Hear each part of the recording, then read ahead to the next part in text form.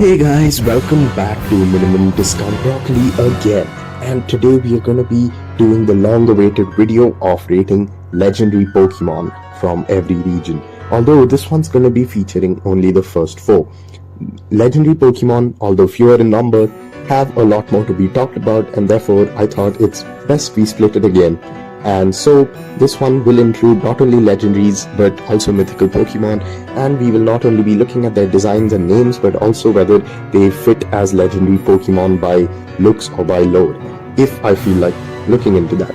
So without any further delay, let's just get right into rating some Pokemon again. Starting from Kanto, in Kanto we have Mewtwo as the best legendary, obviously. It fits the theme, the best. Kanto is all about its industrialization and technological development, and Mewtwo is right out from a lab. It's a genetic, it's when they tried going for some genetic mutations over their only mythical Mew, and it deserves its 9 on 10 for that. It also never skips its leg day. It looks as apathetic, maybe because it's intelligent enough to understand how human life itself is going to be the reason of its own doom. And of course, it looks clearly legendary. There's nothing not to like about it. They even dedicated an entire cerulean cave to it, which you can only access post-game.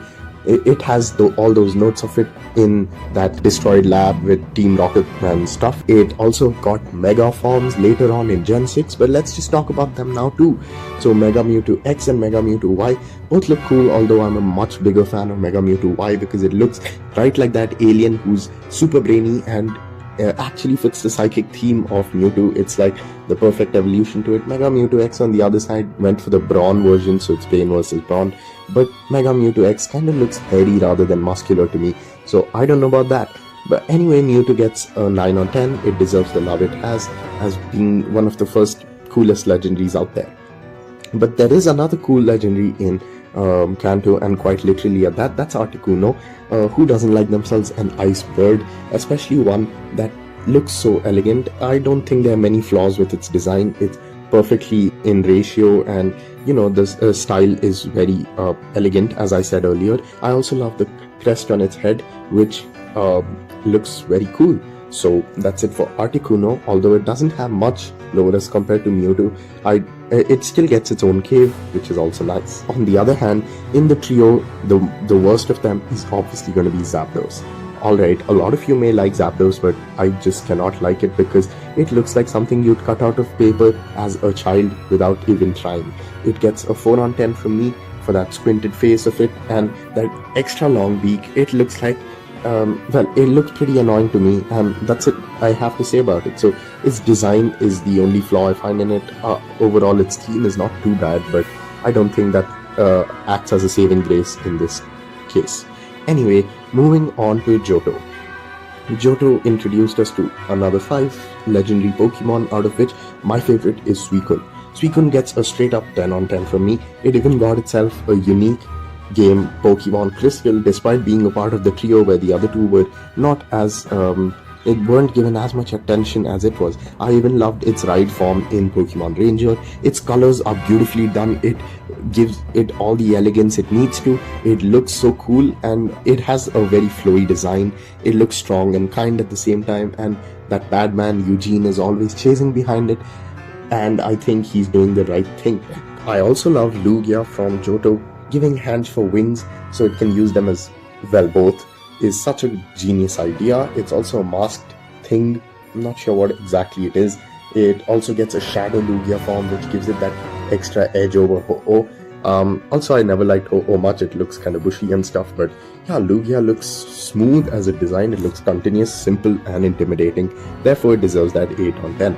It also gets the entirety of World Islands for itself. On the other hand, I do not like Entei much. I wouldn't say that I hate it or dislike it, but it's my least favorite from Johto, and since I couldn't find anything worse than it, it does get a 5 on 10 because I can never make out whether it's supposed to be a bear, a dog, or a lion.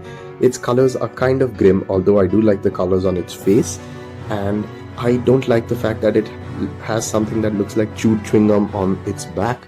So yep, stick with your 5 on 10 Entei, and I hope you enjoy that. Now let's get to Hoenn. Hoenn got us the green snake god. Yup, Rayquaza. Now, Rayquaza has a very cool name. I think they went all out with using the Q's and the X's and Y's in the names of the legendaries for these Pokemon. So that's about Rayquaza's name. I also love the snake. Yep, uh, every legendary should be a snake. No one can dislike snakes. It looks scary.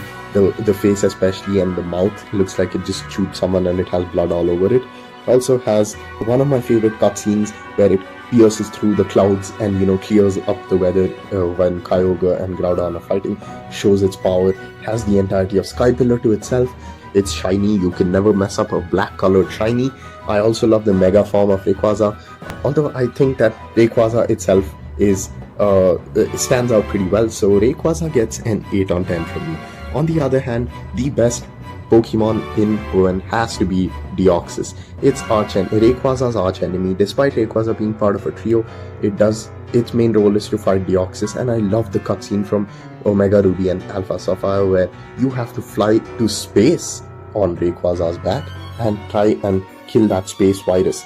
Okay, making a space virus Pokemon was the coolest idea. Not only that, Deoxys has such a fluid way of representing DNA. It looks like it's a part of its body. It looks scary. It also looks kind of unearthly, and that's what it's supposed to. I also love the colors and the forms, especially the faces in the forms. Every form represents it so well. The bulky form, those heads, they look like heads of rockets and meteorites and comets. And even the name, as I said, they went with all those X's and Y's, which makes it look Deoxys. Maybe the X and Y were representative of chromosomes. Who knows? But that makes me want to give it a straight 10 on 10.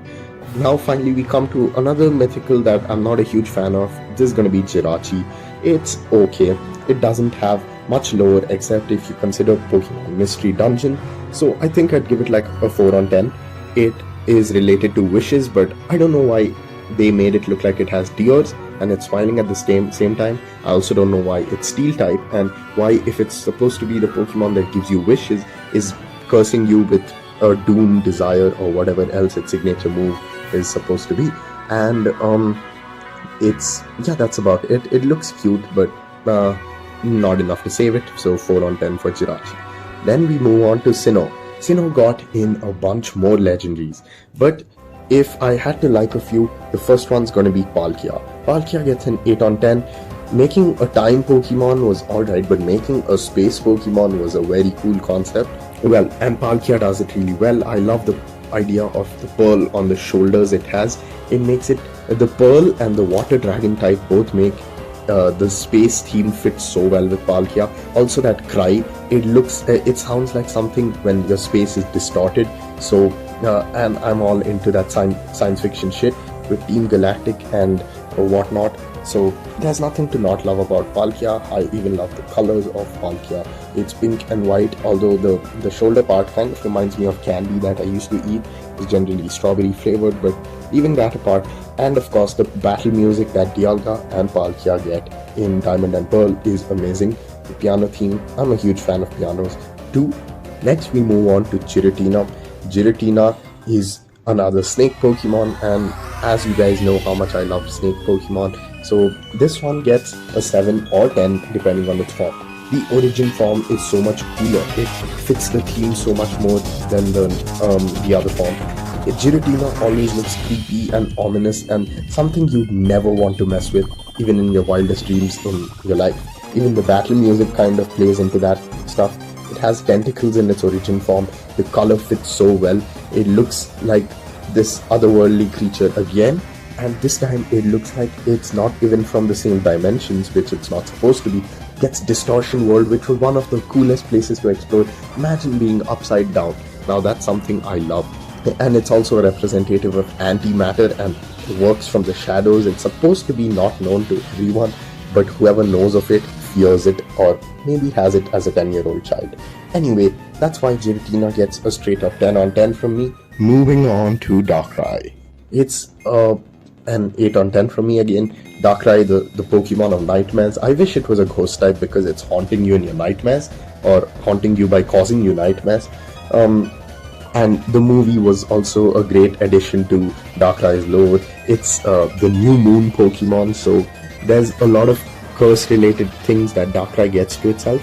It's also a fluid design. I love the colors, and it has like a red scarf, so it's not really Darkrai and Giratina both share this idea of not really being an evil, but more like being something that are well, they are not liked by people, but they still do good through actions that may on the surface look evil, and therefore Darkrai and Giratina are both cool Pokemon. Anyway, to the Pokemon that we don't like, we have Fiona and Manaphy. These are the most forgettable legends, legendary Pokemon, especially Fiona. I don't even think it's counted as a legendary. And first of all, why do they even exist? They look like something you'd find off Route 2 in a normal Pokemon game. I don't understand why, Fiona can hatch out of an egg and evolve to Manaphy, but Manaphy can't give you the egg of Fiona if you try breeding it. So it's rather paradoxical. There's hardly any lore I've heard of it, unless again you consider the Mystery Dungeon games, and they just look like some face cream that, or like face wash that you've squirted off your bottle onto your hand. So they get a 2 and 3 from me. Then we move on to Shaman. Yeah, Shaman is not bad. I love the Sky form. It gets an entire tower to it in Mystery Dungeon, and it also has in the canon games a long path for itself. But that's it, it's the longest path, and that kind of makes it annoying.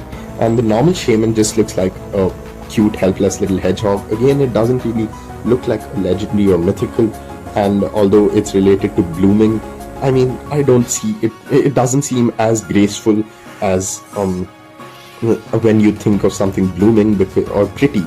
So Shaman neither looks pretty or graceful. It just looks like Sonic's girlfriend, who he ditched because he found someone with a better personality, and that's about it.